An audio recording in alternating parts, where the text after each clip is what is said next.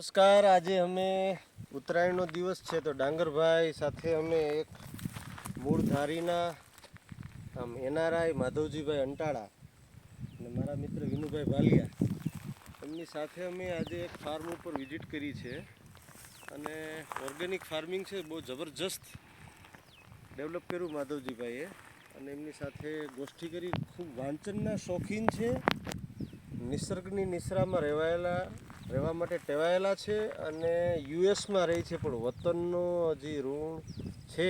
એટલે 78 વર્ષની ઉંમરે જો એકદમ નવલોહિયા યુવાન જેવા લાગે છે અને અમારી સાથે ખાસી ગોષ્ઠી કરી, મજા આવી.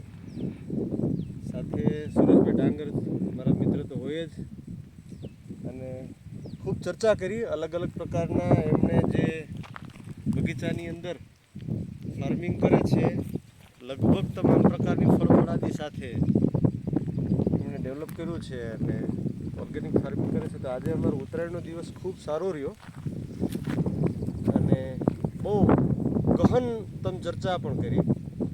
પોતે આધ્યાત્મિક લેવલના ઊંડા અભ્યાસુ પણ છે અને બંને મળીને સાથે કંઈક શીખી શકાય, જોઈ શકાય, માણી શકાય એવી વિચારોની આપલે કરી.